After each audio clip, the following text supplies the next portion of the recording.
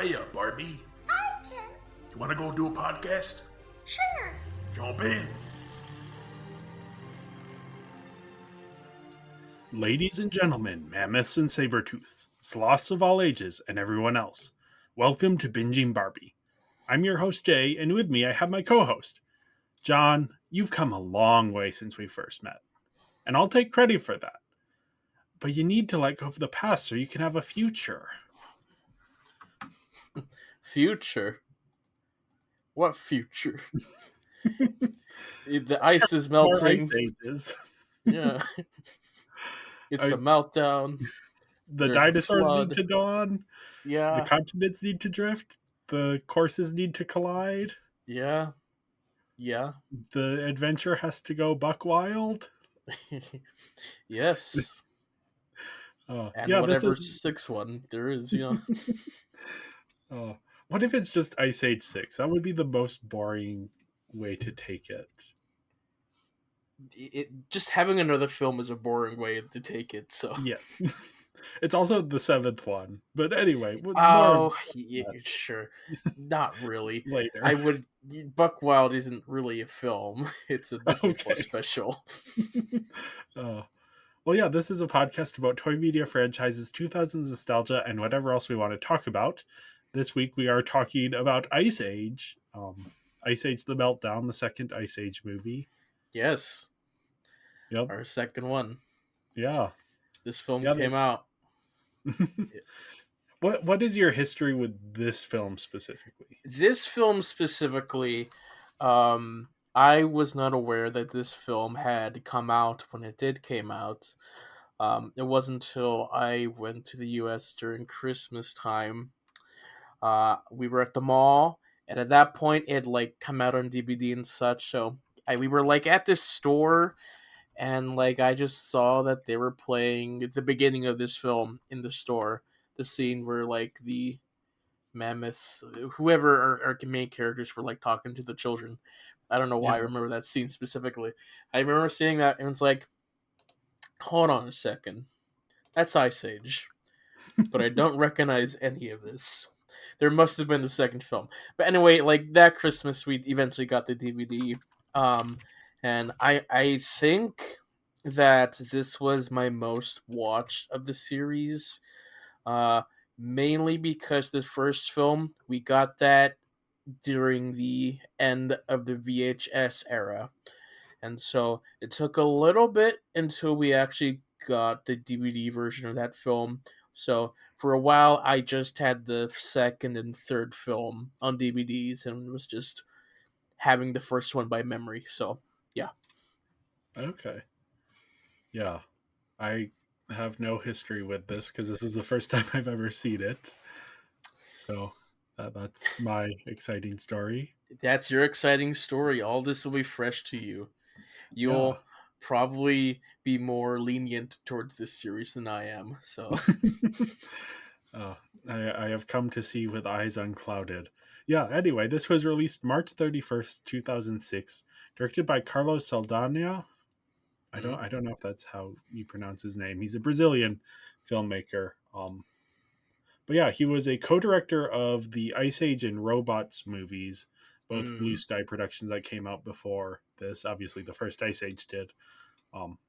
And then he also directed the Rio movies, which I haven't looked into it, but I'm wondering if sort of him being from Brazil, if that influenced the production of those at all. And then also the director of Ferdinand and the recent Harold and the Purple Crayon. Interesting filmography.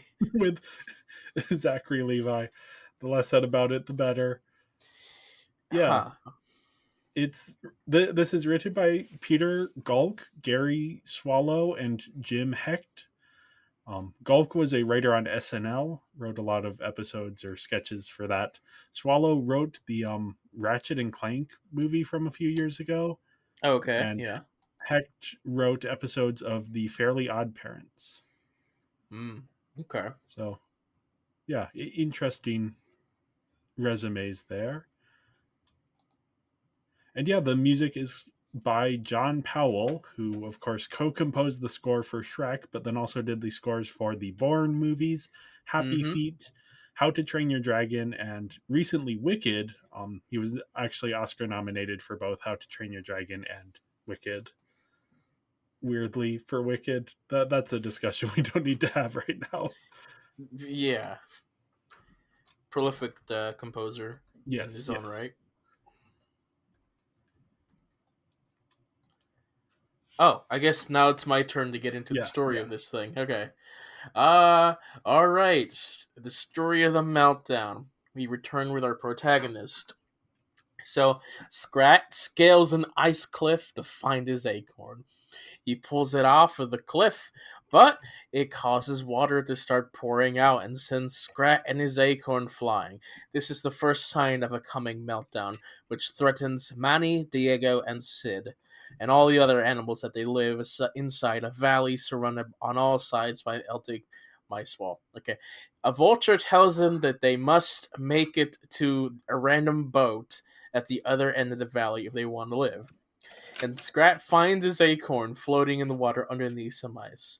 And he's able to free it, but it lands on a pillar of ice.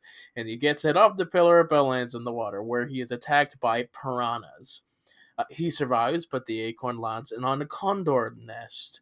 And as Scrat is trying to get the acorn, a baby condor hatches from an egg and fights with Scrat over the acorn. The mother condor shows up and carries the baby away, and the ice dam breaks and Scrat is swept away in the nest to the other side of the valley.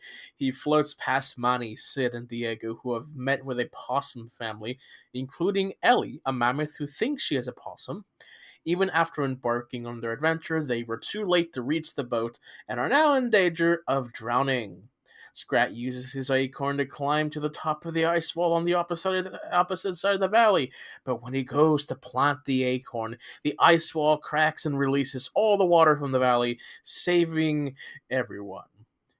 Scrat wakes up in heaven, surrounded by all the acorns he could ever want, and as he reaches out to touch the largest of the acorns, he is pulled back because Sid has revived him using CPR. Specifically mouth to mouth. Realizing his acorn is once again missing, he attacks Sid. And that's where we end this story. Yep. Another chapter in the adventures of Scrat and maybe a few other Yes. characters. Yes. A bit less involved with the other characters in this film as he was in the last film, but still very Yeah. important involvement as he is the savior and maybe debatably the cause. But the meltdown Yeah, is the yeah. meltdown. Yeah, no, All right. it was more difficult to write the summary the way I have chosen to write these summaries this time around because there were fewer points of interaction. So I had to be a little bit more creative there, but I figured it out, I think. This should be a fun experience for the rest of the films on how you're Okay. gonna try and do this. I'm Especially the one where Scrat is in space. So, Yes, I um, am curious how that one's going to play out.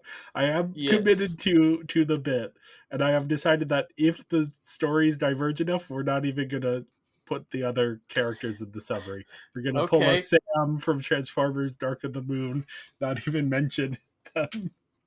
Just I all wonder how you're gonna do Buck Wild then. that.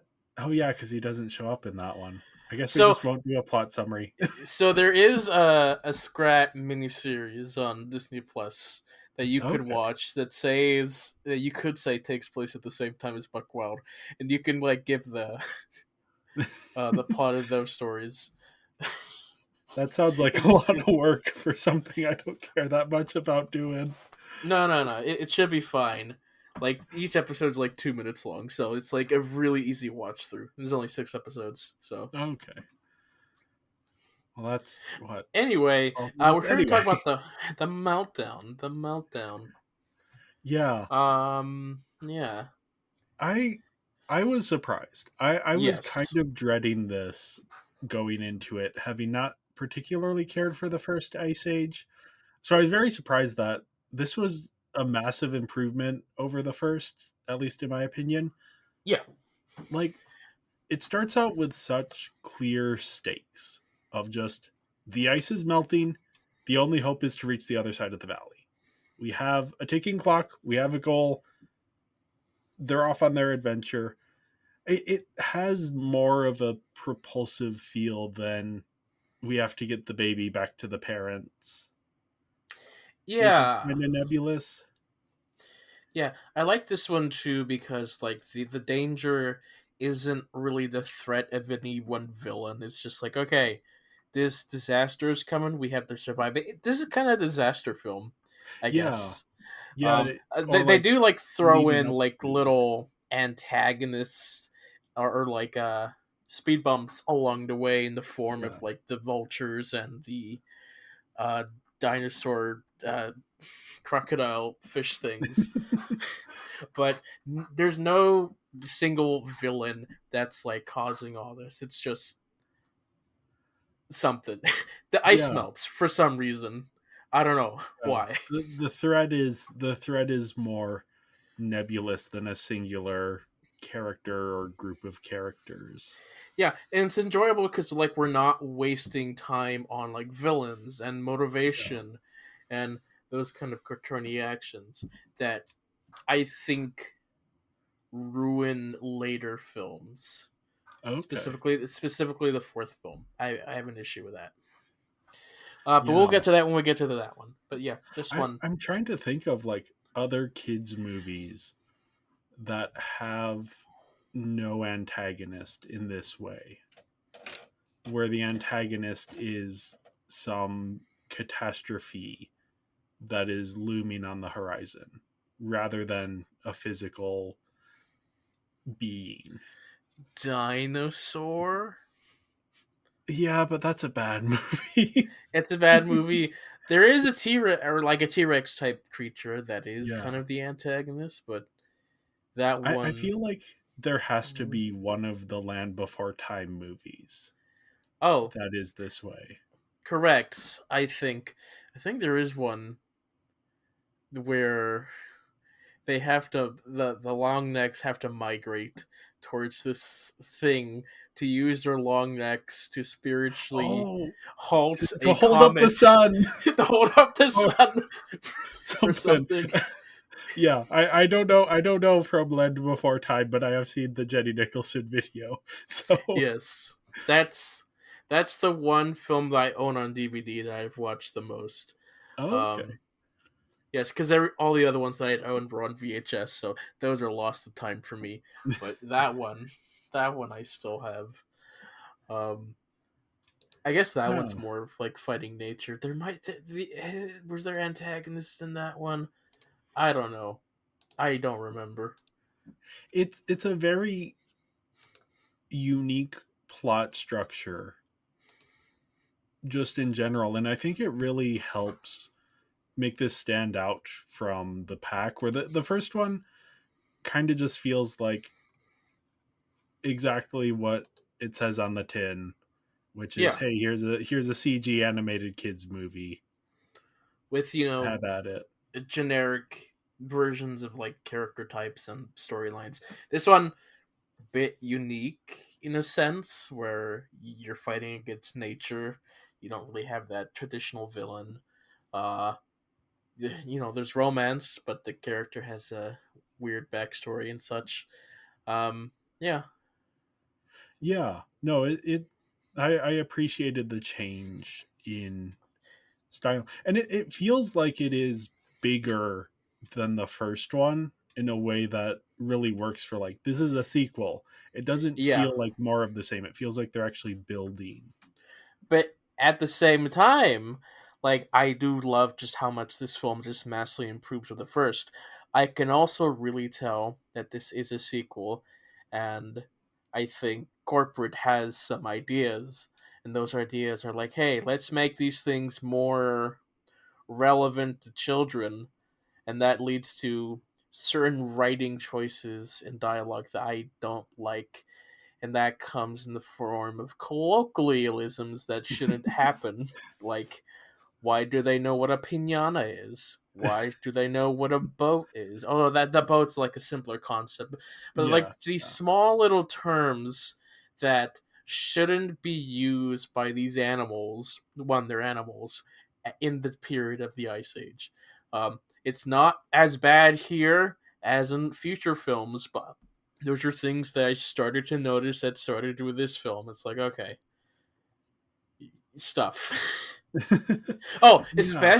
especially during the one scene with the swindler trying to like swindle stuff to other characters. Like they'll start like mentioning concepts and such. So like, they shouldn't have ideas of these concepts, but okay.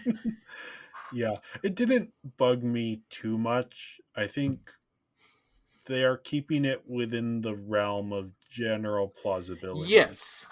This one so far, yes, but I still don't like having that stuff here. So it's just like minor nitpicks here. Yeah, especially if that's going to become a bigger thing later on. I can see why that would be an issue even in this one. Yeah, personally it didn't bug me all that much, but we'll see how I feel about it in a few movies.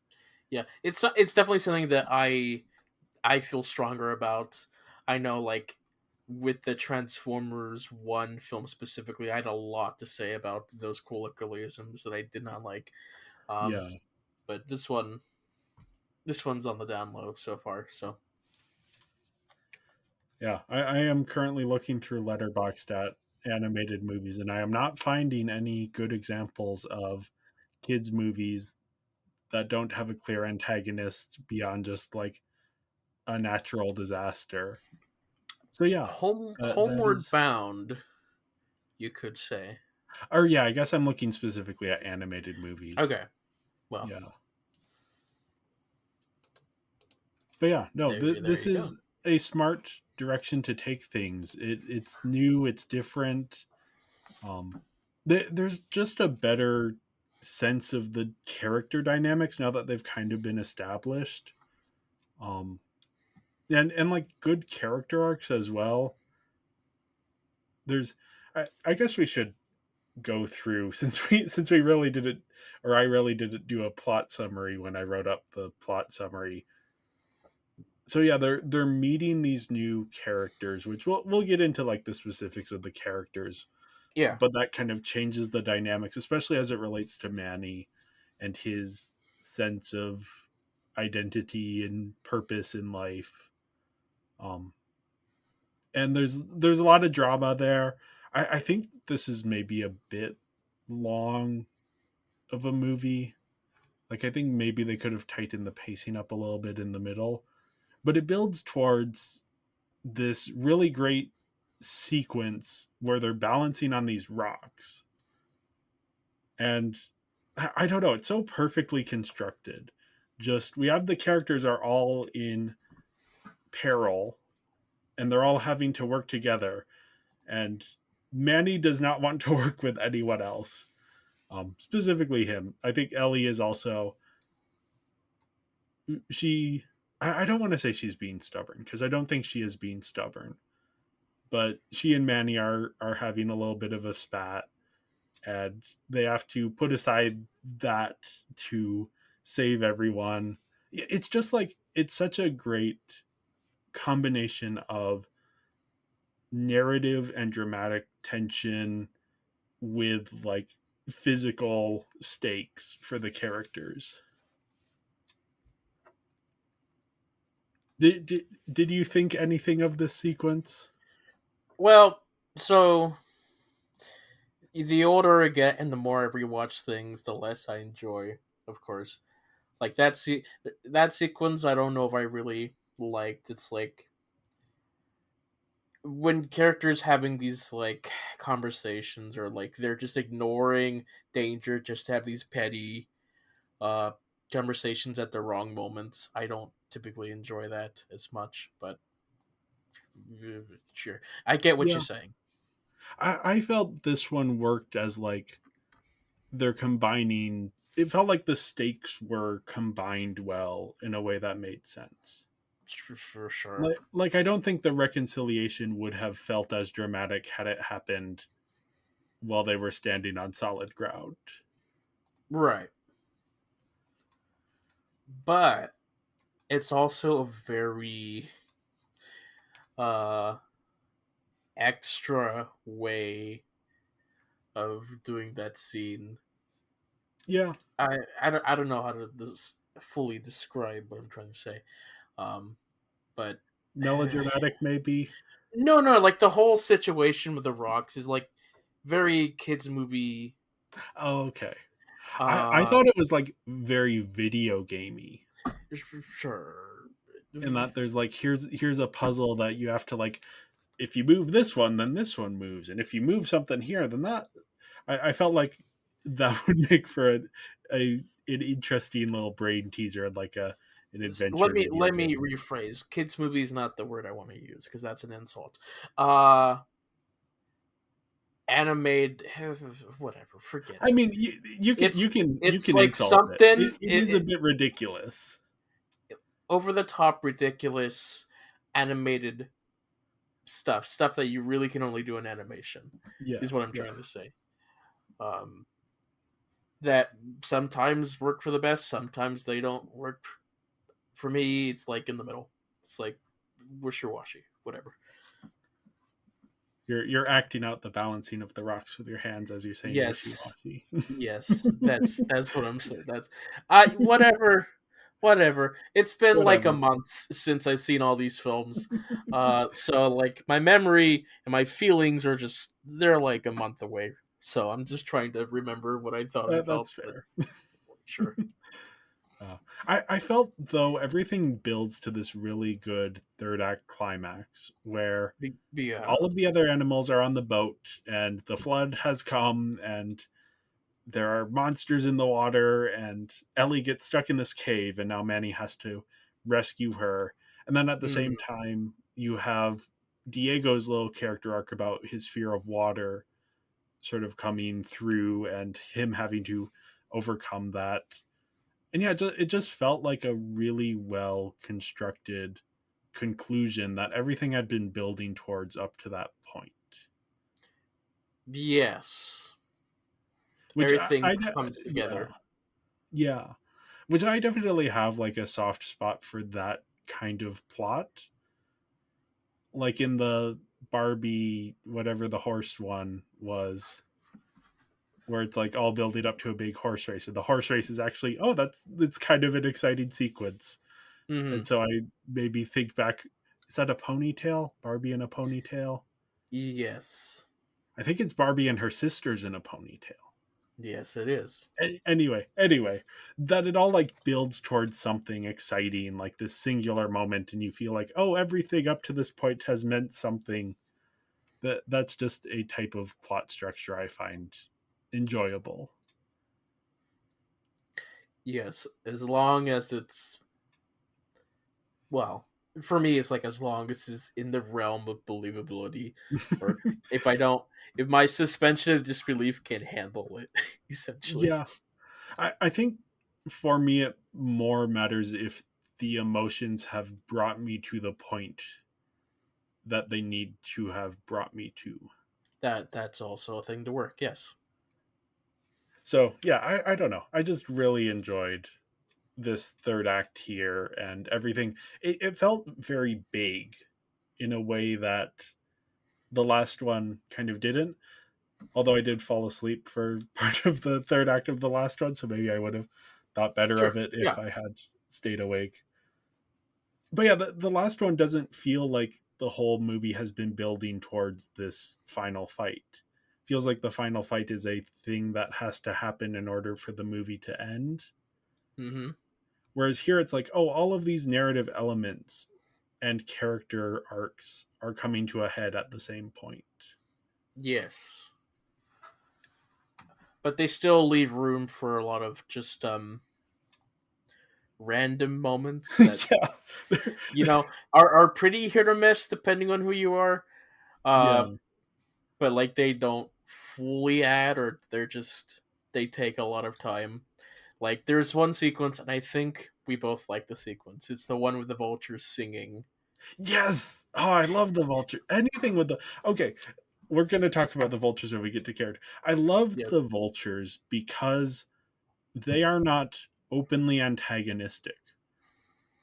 they represent the danger of the flood, but it's a little bit abstracted and it's a little bit distant. And yeah, it's so perfect. They're singing a song from the musical Oliver. Oliver, food, glorious food. Yes, it is so perfect. Yes. I so as a kid, this is where I knew that song from. I didn't know that it was from Okay, Oliver I until didn't know either until I looked it up on Wikipedia. yeah, I didn't know until a couple years ago when my university did Oliver, and I was like Okay. working, and I heard that song start and was like, oh, this is where that song is from. Good, good. I now have that pinned down because I was always thought like it's such a random thing to have. Also, this is our first musical moment in Ice Age, Yeah, which could be a little jarring since the first one has nothing to indicate that they're a musical. But this one, this one I let slide because it's just I don't know. it's fun and it feels It like it fits in sort of an irreverent, like, playing off of Disney way, because the song itself feels, since it's coming from Oliver, who did Oliver. I don't know that off the uh, top of my head. it's a um composer, yeah. probably a well-known theater composer. Yeah, I'm looking this up here. The sole creator of the musical Oliver was Lionel Bart. What else did he do? Yes, Lionel Bart.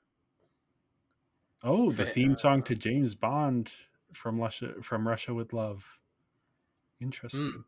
okay, okay. Anyway, um, it has that, like, classic musical theater thing to it, which feels of a piece with a lot of, like, the Disney Renaissance stuff. Hmm. But then it's like this darker song that's kind of darkly comedic in a way that you're not used to seeing outside of, like, I guess the villain songs of Disney movies can get kind of dark. But yeah, no, it's just like this little like satirizing in there, but it also just works so well in that moment. It really sells, like, the vultures as this ominous but not overtly antagonistic presence. Yeah, I just love that so much. Yeah, it's also somewhat of a montage of the characters going through the land of the vultures while they're Yeah. singing. So it's okay. It's weird because time is not quite linear in that moment, but Sid is. They did sing in real time, and Sid heard that song. And it's like, oh, that's a catchy song. So I don't know how that works, but whatever. Yeah. Yeah. Whatever. That's nothing. There's like a lot of moments in this film that if you think too hard about, it's like not gonna make much sense. So, uh, did we ever solve the meltdown? I mean, no, it has gone away. The problem has been dealt with for the time being. Yes. So the water comes in from the other side of the Yeah. ice. So Scrat also cracks open an opening and the water leaves, but that's where the water came from as well. So where did that water Well, go? yeah. How I don't know what the geography of the valley is. Yes. Also, that magical moment at the end where all the mammoths come in. They come in through the same crack that all that water just went out. Yeah. So, uh, I'm looking up a map just because I don't think anyone will have a map. I'm assuming what it is that, well, I guess because the yeah, I'm kind of assuming that what it's supposed to be is that either this valley is at, like, a higher elevation. I guess then it doesn't make sense. I don't know the scale of any of the yeah, stuff in here.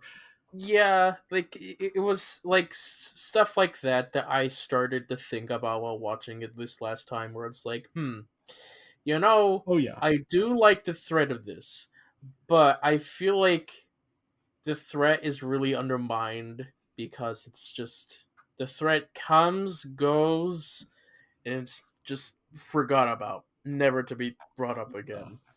It's like, oh, is this a lasting threat? I don't know. Not it doesn't really make sense to me, but it and Okay, so that yeah. so I'm seeing a map. Let me send you the link to this map. That is, I'm assuming, I doubt this is at all canon. Let me find a good link to this. um I am taking this uh, too seriously, by the way. So oh no, no, this is a thought that occurred to me as well. um but this one seems to have that the ice wall around everything is also around the water. I guess. in Oh, yeah. This is. I don't know what this is quite doing. so the idea is that there was just a little patch of water that broke and flooded this section, and then um, there was just also random walls all around. Yeah, because I can also see this being on like the melted side. Like the valley is on the edge of the melting, where at a certain point, like halfway through the valley, the ice wall is not just a wall; it is now just solid ice. Hmm. And just somehow this like segment is kind of like sticking out like a little peninsula into the ocean.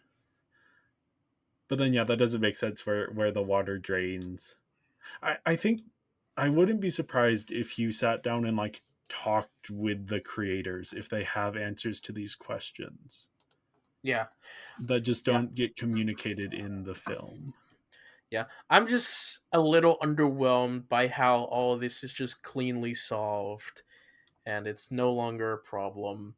Yeah. Um, because like I enjoyed the threat of it and everything coming in.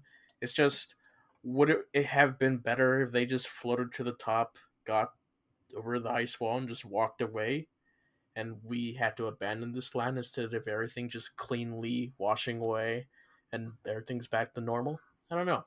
Maybe Yeah. I don't feel like I there was really consequences.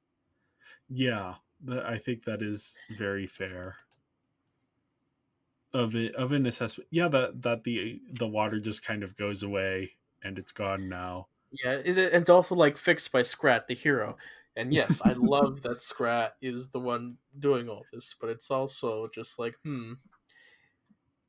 Scrat, I feel like he's like a separate element. It's like I'm watching a different film. And so when we're following the canonical, not the canonical, but the intended main audience, the main characters of these films being our herd, it's just like they had nothing. They just survived by the luck of being in the same area where Scrat is, essentially. Living in the same era as Scrat, and Yeah. Scrat can save them. I do think that's kind of the point. The Deus ex machina of it Sure. is intentional in that way. Yeah, now you have me looking at the Wii game for the Meltdown to see if I can see anything geography wise. Yeah. So what this really comes down to is like I think that this film improves a lot of things, but also leaves me underwhelmed with a lot of things as well. Yeah. So in the end, I feel that my overall experience is like I enjoy this about the same as I enjoy the first one. Okay. Yeah. I preferred this one quite a bit. I think even though I do have questions about the various things that you're bringing up, I did watching it. It worked for me emotionally. Yeah, So I mean, I for don't me, know. it's also like our side characters as well. Like, do I care as much about the romance instead of like the first film, where I'm enjoying more of like the characters coming together? Because this one, sure, I can enjoy Diego not like learning to swim and overcoming his fear, but like that feels like such a weak thing compared to what he went through in the first film. And Yeah. Sid is here. I don't feel anything towards Sid. He's like still doing the same thing. Here he meets his cult, and that's Yeah. that's a fun thing at first, but then I feel like the scene goes on for too long. I enjoyed the aside. I did when I was younger, but now I was like, oh wait, this is just worthless. I I disagree with you on that, but I am fine disagreeing on that. Yeah, Yeah, I enjoyed all of that kind of stuff. The cult stuff. I enjoyed Diego's arc.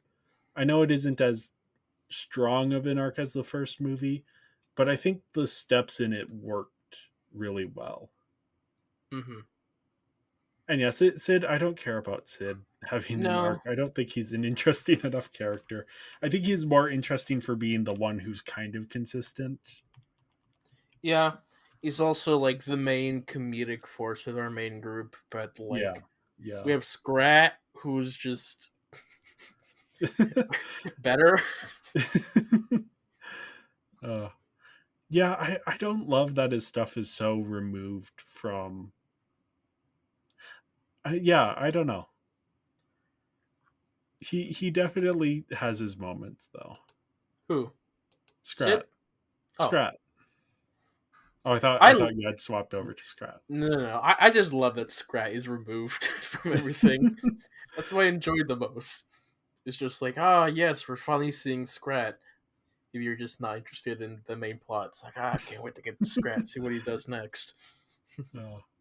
Well, yeah, we should maybe talk about characters since we're already kind of talking about characters. I give the story here a 3.5 out of 5. Yes, I gave it a 2.8, slightly less from the first film Okay. for reasons that whatever, I don't remember. But Nebulous that reasons. obvious reasons that I had at the time where I put these numbers at some point. Whatever. Are they strong? No. Like, are you gonna be mad at me? Sure. Does it I matter? mean, No. I'm not mad.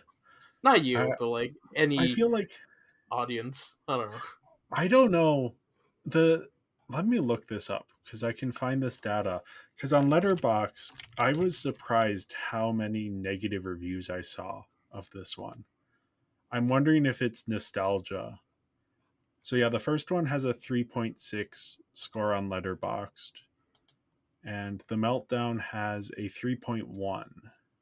So that's not severe drop off, but I think among the people I follow, oh yeah, that's definitely lower scores from the people that I follow. Yeah, one person I follow gave the first one 5 stars, and this one 1.5 stars. No reviews, so I don't really know why. But yeah, I don't know what that is. But this isn't one of those agreed upon the sequel is better movies. It The could way that also like be. Shrek is. It could be a rewatchability aspect where Okay. you're so Yeah. for the rest of the stuff you're watching everything for the first time and you might enjoy it, but maybe like through time a lot of these reviewers have like watched them many times and like Yeah. they're like I come back to the first one a lot more often than I do the other ones. I think about them stronger than the other ones. So maybe I don't know. I don't know. Well, Yeah. whatever.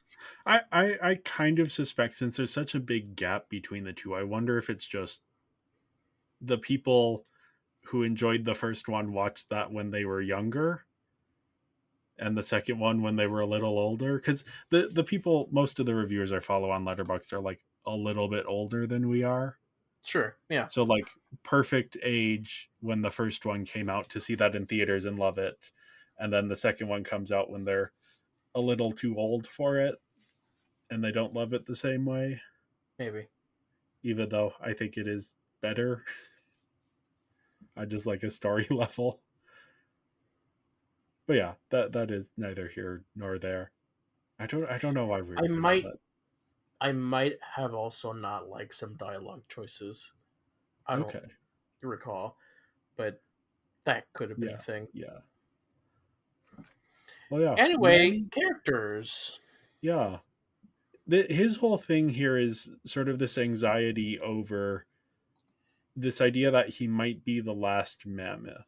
But that's anxiety caused by like other people pointing it out to him. Like he Yeah. didn't really think much of it until like everybody says like, "Look, it's the last mammoth," and then all his friends are like, "Hey, find a girl or something," and it's like, "Oh, okay, now I guess I have this anxiety now." Yeah, I think it is genuine anxiety. Like he had just never thought about it. And then Sure. when people start pointing it out, for as much as he says he doesn't believe what they're saying, he does believe what they're saying, Hmm. which is why it bothers him so much. Because he's suddenly very worried that he is the only one. And he has this thing, he's still dealing with the grief of losing his family. And so the idea that he might just be alone in his species now, like that is very clearly eating away at him. Um, But it. I think it's a surprisingly complicated thing Hmm. to be dealing with in a kids movie. Yeah. And yeah, he's still very stubborn and stuck in his ways, and that causes conflict when Ellie shows up, and he kind of refuses to see her perspective on things. And we'll Hmm. get to Ellie. Ellie is complicated. I have mixed feelings about Ellie as a character and her arc here. She, yeah. But She's definitely very interesting, unique, I should yeah, say. yeah. But yeah, he doesn't want to admit that he may have fallen in love with her, Mm-hmm. and that is such a good use of this character, of the Grump character, to have him in this role of being anxious and unsure of what he wants and unable to admit it to himself. Yeah, I just think it's a very smart direction to Mm-hmm. take this character and leads to some very interesting, dramatic moments and some good tension. And that he is so stubborn that like it takes him a second to come to terms with his own feelings and to admit them even to himself. Mm-hmm.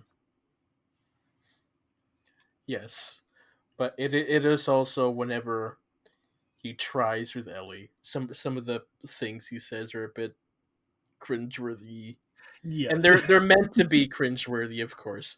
But you Yeah. can't help but like, oh no, what are you doing, Manny? Stop! You're Yeah. His heart's in the right place for the most part, but eh. he's not fully there. The way he goes about things, it's like, oh, Yeah. okay. He it's the way I would interpret it is he is coming at it for sincere reasons, but he can't admit those own reasons. So he has to All right. invent, or not even invent, but like he has to make it about the survival of the species because he can't admit that he cares for her. Mm-hmm. So it leads to a whole lot of drama. Whole lot of drama. A little less drama, but still a little bit of drama is Diego. I Yeah. just like that they have given him a fear of the thing that is the threat of the movie, a fear of water. Because his demeanor is very much this tough character. He's the he's the more intimidating of the group as the one predator of the group. So having him in this situation, I thought was a very smart direction to go. Because the baby's gone. You can't build an arc off of his connection with the baby. Mm-hmm. I don't really care. Like it is, it is an arc to give him, but it's like, when all the stuff is happening, I don't really care about that arc. It's like, okay, Okay. or Yeah. other dangers are happening. I don't care about his problems. at this moment. As a viewer, Yeah. that is. I get like Yeah. for his character that is a real problem, but I don't know. For some reason, the way it's set up here, I don't really care. uh, yeah, it worked for me. I could understand why it didn't work for you. It's not as strong of an arc as his previous arc. I think you are very Yeah, much right on that. it's not also that. It's just that in the midst of everything that is happening, that one just feels so. I don't know if superfluous is the word I want to use, Okay. but Yeah. I think since it ties into the actual like danger of the story, it didn't really feel superfluous to me. it's also just so easily resolved in a way. That's true. Yeah, yeah. Yeah, then we have Sid. Sid, yeah, Once again, he is like prompting the growth of others rather than growing himself. yeah. He's there for the kids. I didn't Mm-hmm. mind him as much in this one as in the first one. He does actually feel like the glue that is holding the herd together. Like often when a character says that line, it kind of feels incorrect. Oh, now I remembered something.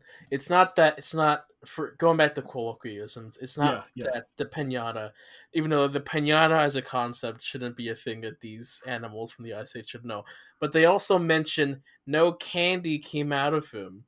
It's like, wait a minute, what do they know about candy?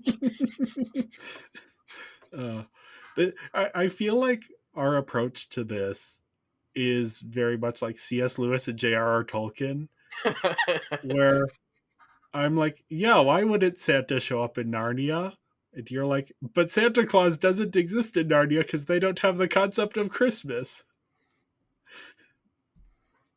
How do you feel about Santa in Narnia? I don't think about it. Okay. If you It's thought about like it, would it bother you? well, no, it's a very different Santa Claus because it's not like Okay. the traditional one where he's like flying in the sleigh and such. It's Yeah, like he okay, hands out this swords to is children. this one feels like we have this old guy who's just like, I'll give you gifts. Here, child, take these weapons. I am somehow omnipresent, or I'm aware of the future. I'm clairvoyant. I'm aware of the future, so I have prepared these things for you. Here, use them wisely. And then he goes off. He is literally supposed to be Santa I Claus, though. I know, but it's the way like if it was like the traditional our views of Santa Claus, like the Coca-Cola, like the red suit comes in flying in. It's like I ho mean, ho doesn't he ho. basically do that? It's styled differently though, so that's Styled differently. Okay. styled differently. So I can think past it. You, It you is weird can though. ignore it, but I you do have to ignore it. you do The have thing to with me is, ignore it. I'm like, oh yeah, of course, Santa. Why not? This I don't care. Yeah, Yeah.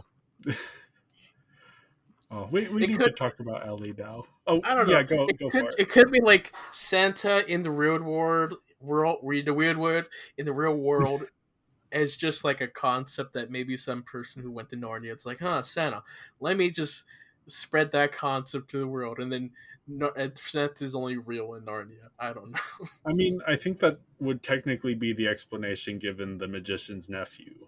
Hmm, okay, I don't I know. don't know if that's a direct answer, and I wouldn't be surprised if it is a direct answer if that was C.S. I Lewis putting that in. He got enough complaints about it. I've only But watched the film, so I can't think of this too deeply. Doesn't sure. yeah, that was just the thing that came to mind as we were, because I think that definitely describes our relationship to lore and canon. So Sid like referencing or like references to pinatas and candy. I'm like, whatever. It makes sense with the scene. I'm not thinking about the anachronism of it. Mhm, Sometimes I do think mhm. of the anachronism, but it didn't stick out to me here.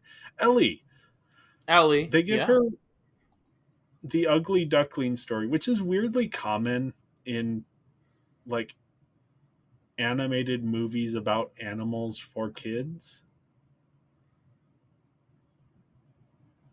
Like the an animal of one species being raised by another species and that causing a problem. Okay. Like Kung Fu Yes. Panda is the other one that immediately comes to mind. I don't. That one doesn't quite cause a problem, but sure. Yes. Yeah, it causes a bit of an existential crisis for whatever his Poe, is that his name? It, not quite an existential crisis, but A yeah, prompt self reflection, maybe. I haven't seen sure. that in a while. Yes. Well, That it's one I think handles it slightly better than this one because it actually, yeah. So anyway, Ugly Duckling story. It's about a group of ducklings, and then one of them, oh, that duckling's really ugly, and then as they grow up, it turns out, oh, that wasn't actually a duckling; it was a swan, and yeah. everyone had mistaken it. And so the thing is, the original story is about someone who is ostracized by their peers, realizing that their differences were never actually the problem, and that trying to be like their peers was the problem. So like it's the like Yeah, you can't yeah, yeah, teach yeah, a fish to fly. Like the fish is not supposed to fly. The fish is supposed to swim. And once the fish realizes that it is supposed to swim, then it is good at swimming. Yeah, that is the side of it that I think works. When you remove the sort of the ostracization, the negative aspect of it, it just suddenly becomes a story of how Ellie is delusional and needs to accept her true place in society. yeah. Yes, that is. Yeah, that is pretty much how this goes. Ellie is a very delusional character, like a non-realist, I should say, who just Yeah. does whatever, doesn't really take The stuff thing is, seriously. she is not bothered. Which, okay, obviously, someone needs to tell her at some point because of the scenario that they've built up here. Like, yeah, someone should probably let her know. But that the movie thinks it is a problem when it is not actually a problem for anyone. Yeah, I don't know. So something about it makes for like an interesting character drama, but like the wider message of it I'm not a big fan of like, oh, she's different and she has to just accept that she is not a possum because she needs to. And there's no sense of like, she mentions, oh yeah, I was always a little bit bigger than the other kids, but she had never made the connections in her head. She had never felt that like disconnect. Yeah, I Hmm. don't know, something about it just doesn't Yes. work for me. Also, like physics don't work with Ellie. She just No. she does whatever. Yeah, I think like the better version of this is, I guess the wild robot doesn't fully do this, but because in that one it's like it is made clear to um the the little goose that he has been adopted, whereas I think that's the problem here, is that Ellie's adoptive mother never told her, Hmm. and that is a conversation that kind of needs to happen at some point Yeah. for adopted kids, be they humans or mammoths. But yeah, no, the message of like, actually you aren't who you think you are, and even though you are happy, you need to change that. And that there isn't really like a sense of, she may be a mammoth but she still is also a possum because that's how she was raised. Like there's no fusion of those identities. It is, she must accept herself as a mammoth because that's what Manny wants to happen. But she but like she still keeps her possum isms Yeah. for like later stuff because Okay. yeah. So a common thing is like, okay, they'll remind us that she was raised by possums by having her being upside down in a tree a lot of Okay. times. Yeah. So like that sticks around. So Is she that treated? How is that treated? Would be my casually. guess. Okay. It's just like, nobody points it out. It's just something that Okay. she does, and we That makes me just feel a little bit better about it. yes, it's like a skill that she has. Sometimes she'll use that to like save the situation or something. Yeah. Um, maybe it becomes more of a conversation point, not from Ellie, but for further down the line. We'll get to that. Okay. Yeah. I am curious to see where they go with this because Spoilers. I don't think there's anything. Yeah, I don't know. It's just something about it rubs me the wrong way. Not Yeah, in like a tangible, but in a like, I don't know if the message for kids is like, it was you need oddly to be questioning your constructed. identity. Yeah. You It's need to be like also questioning your own happiness in that yeah, way. yeah, different time periods, of course. Um, Yeah. I don't think it's even intentional. I think they're just doing that storyline because that's the storyline to do. Of like, oh, sure. wouldn't it be funny if a mammoth thought she was a possum? And then that ties into Manny's arc in that way. Mm-hmm. But yeah, no, the way she is treated by the other characters does feel like a relic of the time. And that Yeah. everyone's like, hey, she's crazy. And not, yeah.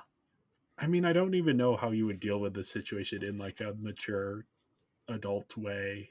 But that is not how Manny handles it at all. Mm-hmm. Really, I mean, it's just raised differently, different cultures, I suppose. Yeah. It would be different cultures because all the Yeah. animals have different instincts and such. So that could be a way to describe it. Because Which, like yeah, Sid is a yeah. biped and Manny is not.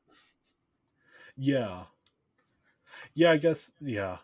And it does, like, that's where the message kind of sticks for me as like, oh, that doesn't really work when you try and turn it into a message the way that the movie Trying, is kind of yeah, gesturing at, like, oh, you yeah. were adopted by, I don't know, I have a friend who I haven't talked to in a very long time, but who was adopted from Ukraine and Mm-hmm. grew up their entire life not in Ukraine with like American parents.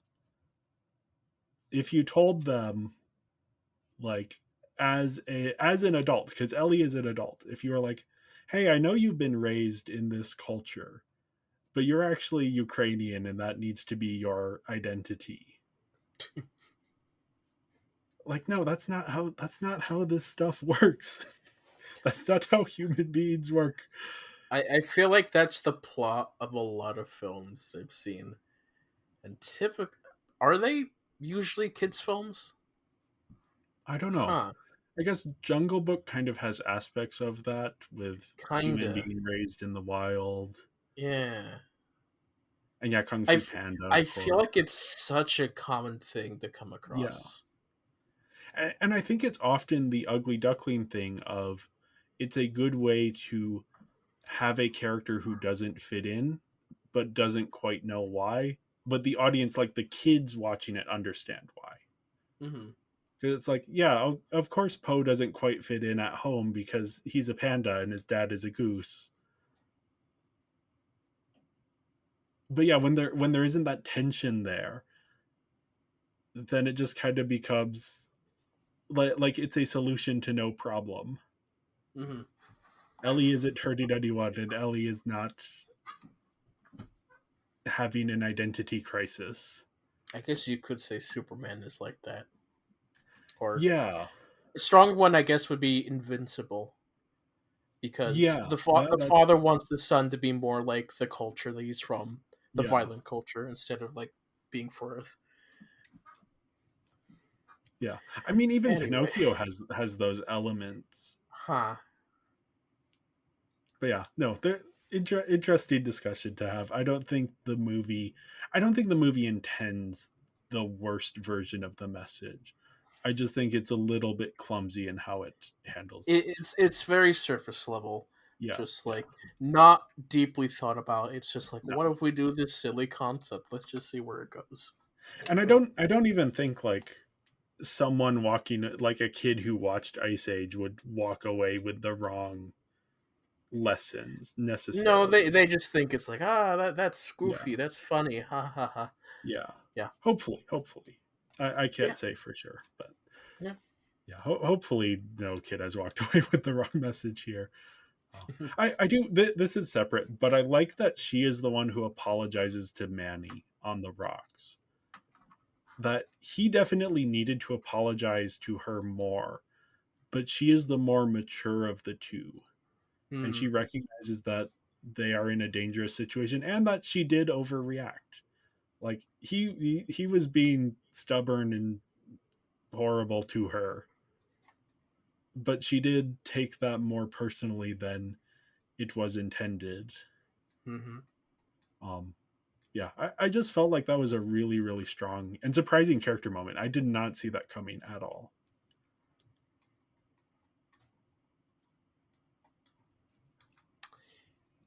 All right, Yeah. Then we have Crash and Eddie. Crash and Eddie. When they showed up, my first Hmm. thought is we already have Sid. We don't need two more Sids. We already have the comedic side character. They're kind of that, but they're kind of not that. I was less annoyed by them than I was worried I would be when they first showed up. So I'm sorry to say this, but hold on to those worries. Okay. Hold on to I those worries, because yes, the further along we get to these films, the the dumber these characters really get. Specifically, Crash and Eddie, like they go yeah. so extreme with Crash and Eddie. Um, That doesn't surprise me because when you have two of these characters, mhm. that's the obvious direction to go. Yes, this is the film that I like them the most. This is them at their Okay. strongest, I think. Yeah. Um, but yes, they can be a little much at times, sometimes. Um, I like but the way that I like their dynamics here with the other characters. They're especially like how they interact with Manny. hmm, Like the scene where they're goading him into like launching one of them from the tree and how that turns into a whole thing. That was fun in a way I was not expecting to have with these characters. I was expecting they would just kind of be annoying, and they were annoying, but not annoying in the way I thought they would be annoying. sure, still annoying, but not as annoying as they can be. Yeah. Yes. Oh. The vultures, we talked about the vultures, but Yeah. they are fun antagonists. They're not even antagonists. They're just Yeah. yeah, they're just on the sides spouting cryptic nuts stuff. And then the flood, I don't think we ever see them at, like, once the water happens. We don't see them in the end. No. They have their song. I don't think we see them again. They're just I don't know if we ever see them being upset that the water went away. I don't think they are upset because they're going to eat anyway. Yeah. But it won't be like a huge feast like they were Yeah. hoping. Yeah. Yes. But yeah, that does kind of fit with the because you have the main vulture who Yeah. shows up and is like, "Hey, this is the way to get out of this. If you want to get out of this, if not, I don't care. I get to eat you either way. It just depends if it's today or tomorrow." Yeah.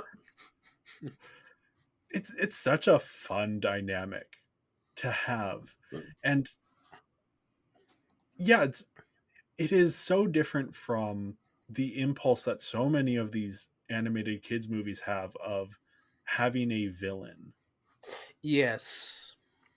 Like you don't need the villain in a lot of these things. The villain Hmm. gets in the way if you're Yes. spending time. Yes, that's my point with so many of the some of the later sequels. It's like, yes, we don't need a villain. Your concept is already strong enough. Don't put in a villain. Yeah, I think that's just like that must be studio notes. I mean, I guess it could just be that's the way animated movies are, so that's what it must be. Something. Oh, you I don't know know. what I just realized? So we were talking about animated kids films where the antagonist is a natural disaster and not an actual antagonist. And we Mm. missed a major one recently winning Best Animated Feature, Flow. Oh, well, yeah. I have not seen Flow, so I couldn't even remember that aspect. Yeah. But okay, yeah. We we should maybe do Flow for the podcast Hmm. because it is an antithesis to so many of the things we have done in its approach to having a movie about animals that is animated. Okay. We'll revisit this later. I'm just putting it out there. Interesting idea. We'll see. Yeah. It wouldn't be part of a bigger series because there isn't a series to tie it into, I don't think. No. But yeah, that would be. Oh yeah, I would enjoy talking about that. I mean, unless we want to go through like all the winners of best animated films, but Oh, um don't tempt me, John. Don't tempt me because I would love to do that. Oh, and I don't know if I'd want to do all that. Because it most of those are there Disney aren't films. there. Most of them are Pixar, and they aren't Half and bad. half, yes, yes. It's only 4 Disney's. But like, Pixar is owned by Disney now. But Yeah, yeah. yeah, yeah. We Anyway, our revisit that. second our second roadblock in this film, our obstacle, I should say, is our Yeah, little monster fish friends. yeah. Cretaceous and Maelstrom, who are never named and don't have any dialogue, and that is so smart. That Yes. they are rather than villains, they are manifestations of the dangers of this rising water. Mm-hmm. Because Mm-hmm. fear of drowning is like a thing a lot of people feel. I don't know if kids are going to innately understand that as a threat in a way that they will understand here are two monsters that live in the water. Yes. Yeah. Yeah. It's Yeah. great. It's fine that They they work, don't have characterization because they don't need it because they're just scary monsters. and they work for this film. I like that. Yeah. Yeah. The other animals, it's just nice to see the main trio get to interact with the rest of the herd. After the first movie being so much just these three characters on their own adventure, plus the baby, like now they're interacting with society a little bit more. And we're getting a sense for them as like misfits within this bigger group. Mm-hmm. Yeah. Yeah. I thought that was really, really well integrated.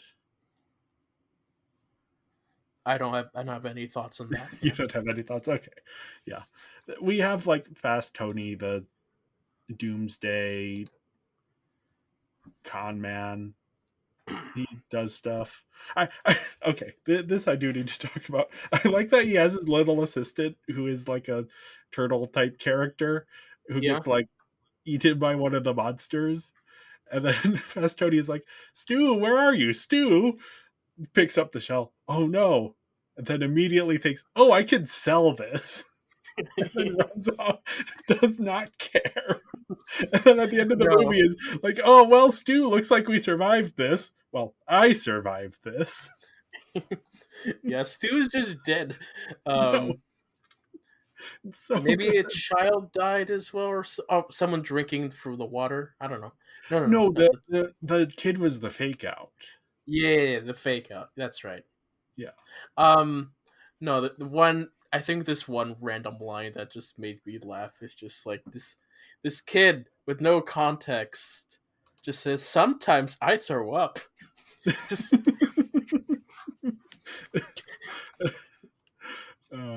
Which Just is like, such a little kid thing to say yeah, with no the context. conversation had nothing to do with any of that. She just like had to say that with like such excitement.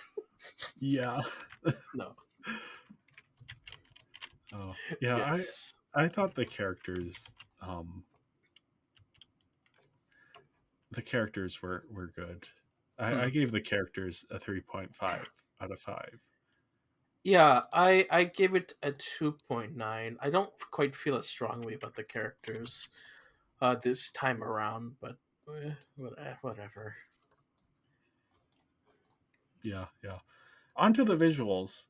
Mm, Massive step forward. yes. Oh my goodness. Yes.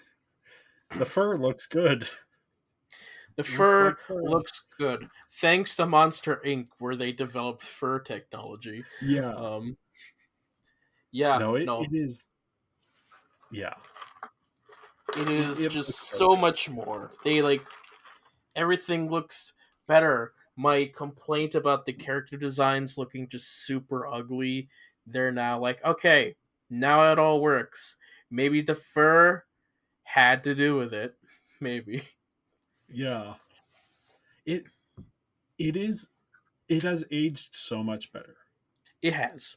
Yes. Like there are little gripes I have with it here or there, but you can watch this today and be like, "Oh, this looks good," in a way that you can't with the first Ice Age. Mm-hmm. It's even a little bit more stylized, I think. They aren't Yeah, a little bit more. they've embraced sort of like this is a cartoon. We don't have we can like aim for something that is less than realistic and Mm-hmm. hit that right on target rather than which is I think an arc that a lot of animation went through at this time. Yes, currently we're dealing with like the Shrek redesign that people are complaining about, which I have no qualms for. Like that clearly looks like Shrek, who is much older. I had no issue with it. Sure, I get it. He might not look as ugly as he used to, but he looks like Shrek my still. my reaction to that as someone who has seen the first two Shrek movies relatively recently for the first time and does not have like a super strong investment in this franchise. The first thing I thought of when I started to see people complaining is the meme corporate has asked you to find the difference between these two pictures. They're the same picture. I Yes, I have seen people like since then do like a direct like these are the grievances they have and I'm like okay, yeah, I see that. I know. There's I also don't like care. there's also like a lot of them being like, okay, I fixed it, and like they look almost exactly the same. And sure, if I look close enough, I see it's like, okay, so the crow's feet, the head is maybe a little bit wider, eyes and such, but it's like it's so minute, like you barely noticed any difference. It's the Also, same. people complaining about the coloring, and it's like that's lighting. That's not that that is not a difference. Uh, yeah, like they are clearly in that still that I have seen. I haven't actually seen the trailer in motion. Maybe I would feel different about it if I did that. Um, No, it's the same. it's the same, but yeah, no, they're like It's warmly lit, so of course the green isn't going to look the same as in like a more coldly lit scene. No. Yeah, it's been 15 years since the last Shrek film. Like, of course, the quality and, like, character overall aesthetic is going to change. To, Yeah, yeah. but, like, it still looks the same. Anyway, uh, we'll see how Ice Age 6 looks. Yeah. I can't be bothered about Shrek. Anyway, Hmm. yeah, Ice Age. The backdrops are better. We have some more. I don't know if they're painted or if they're just more stylized, but they feel a little bit more alive. I really like the way they incorporate the ice wall into it. It makes for a very good like delineation. Mm-hmm. Yeah. There's also like the lighting is so much more complicated here. There's some really good lighting. I never noticed lighting, and I was noticing the lighting. Mm-hmm. Yeah. No. Animation is just I very. will say I was noticing the lighting, and then there was one scene where I was like especially noticing the lighting and be like, oh, these shadows are very like complex on the characters' faces. And then I realized, oh, they're standing under trees and the trees are not casting shadows on them. Like that's just a little too complicated for the Yeah. technology. Yeah. It's like Well. they could get the shadows on the faces from the rest of their head, but they can't quite do the shadows from the environment yet. Mm-hmm. But no, it and I mean tree shadows are complicated to do, so that Sure. is completely understandable. But yeah, no, this is the ice. All of the ice looks good. Mm-hmm. They Yes. really got into, and especially like the gradient between the different kinds of ice. Like the ice wall starts and it's just white, and then as it melts more and more, and the water's getting closer and closer, it gets like a deeper shade of blue. Yeah. It's great visual storytelling. Reminds me a bit of the lava in the last movie. That is just this visual cue that really just sells Mm-hmm. the whole thing. And yeah, there were some really like creative angles and framing. Like it feels so exciting. There multiple times they do the like start with a wide shot and then zoom into like the character's eyes. It's a fun trick that I thought they Mm-hmm. used very well. It's a rather cliche trick, but every time they used it, I was pleased.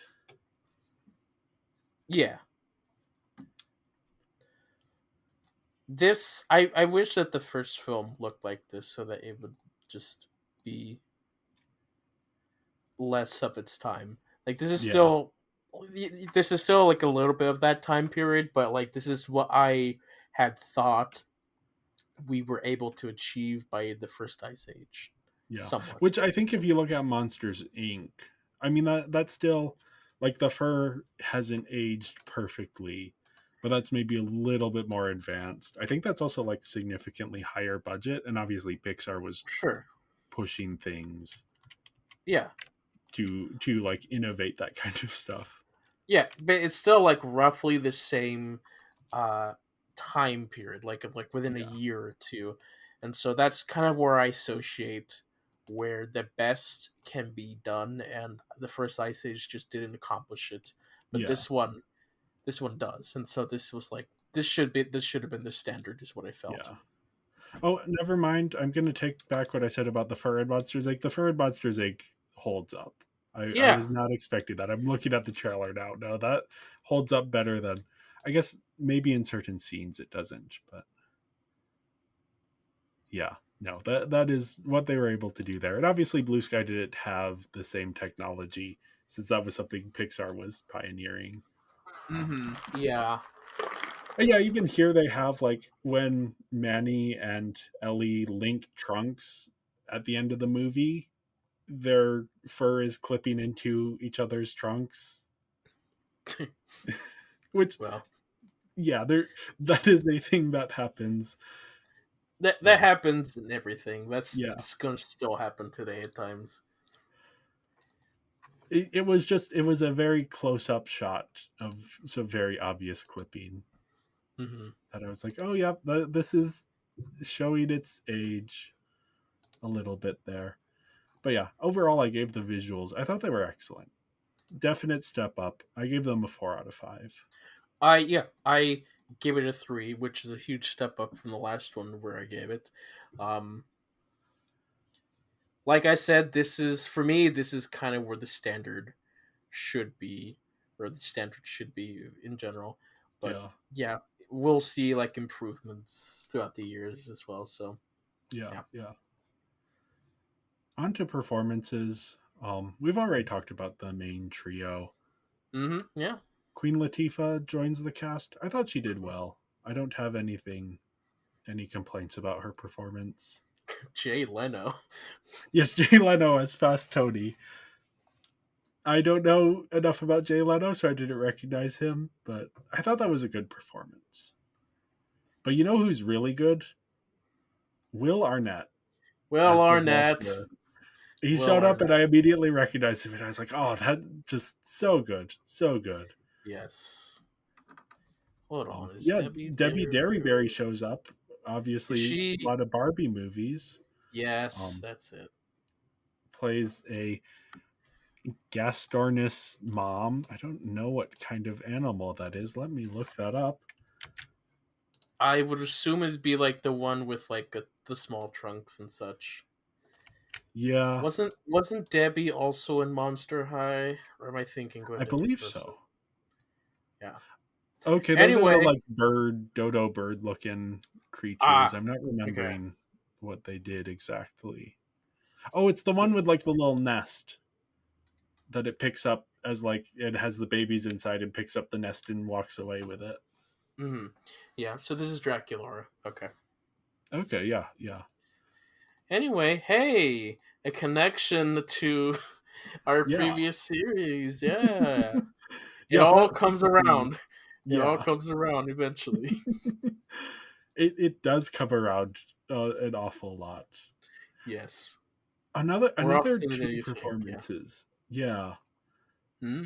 I surprisingly enjoyed or not enjoyed. I thought Sean William Scott and Josh Peck as Crash and Eddie, like they're not doing the typical annoying side character voices in a way that when they first showed up I was like, this is very odd. But then the longer I was watching it, I was like, I actually kind of appreciate that. I think it helps them feel not as annoying as they would have otherwise.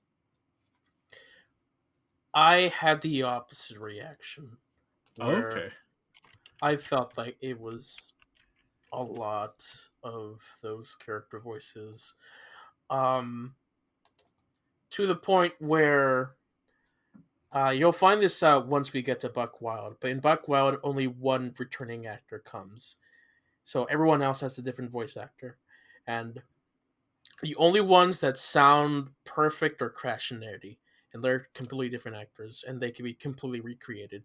The others, not so much. Um, Yeah. I don't know what that really says, but that's just whatever. I don't care. It's Yeah. Ice Age. I don't need to take it too seriously. I don't care about this. Uh, yeah. Yeah. I will definitely be curious to see as we go along how I feel about these characters. But for now, I was I was okay with everything. Hmm. Yeah, Yeah, I gave the performances a 3.5 out of 5, which is I believe that's what I gave the last film. I gave it a 3, which is the same I gave it last time. Well, yeah, last up we have sound. You Big you had thoughts improvement. on Yeah. this? Yeah. Oh yeah, huge improvement. Huge improvement. I think that it really it sells the moments so much better than the last film. Like Yeah. the music swells up. We even have a theme, an actual theme for Ice Age now. Um, and it's very emotional and such. Very, very DreamWorks. And like that, hey, this John Powell does a lot of DreamWorks films, and like I could really feel it with this one. So Yeah. yeah, and I Yeah, it was noticed the music, and I can yeah. remember the music in my head. It sticks with me. So yeah.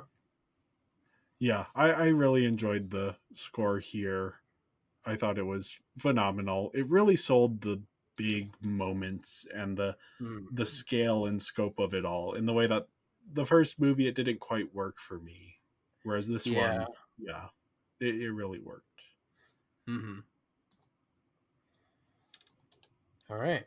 Well, oh, did we? Oh, what? Oh, did you do our scores? Oh, yeah, my sound score is 4 out of 5, which leaves me with an 18.5 out of 25, which is a 74% or a 3.75 star rating. I gave The Sound a 3.3, which leaves me with a 15 out of 25, which is a 60% or a 3 or 5-star rating. Which, for me, this will be the highest rating I'll give through all these films. Okay. So, I would not be surprised if it ends up being the exact same for me. we'll see. We'll see. Okay. Do you think, based on us doing this podcast for so long together, that I will like one of the upcoming ones more?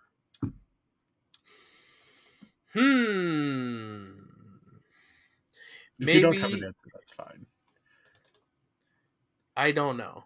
Maybe you'll like the third one, but Okay. I don't know. I'm not super into dinosaurs, so I'm a little wary Okay, of it. so maybe you won't like the But, third one. however, I will say, I went into this one with low expectations and it far exceeded them. Sure. So I'm going into the next one also with low expectations. So if it can exceed them, it might get a high score from me. We'll see. We'll We'll see. We'll see. Oh. Well, yeah, thank you everyone for listening. Make sure to follow us on social media. We are Binging Barbie Podcast on Instagram and Tumblr, Binging Barbie on Serialized, and Binging Barbie, a Barbie movie podcast on Letterboxd. And if you enjoyed this episode, make sure to leave a 5-star review and go join our Patreon. We'll be back next week to talk about Ice Age: Dawn of the Dinosaurs. And until then, don't drown. I forgot to put a quote here. Don't drown and don't go to heaven and touch acorns. Okay. Bye, Barbie.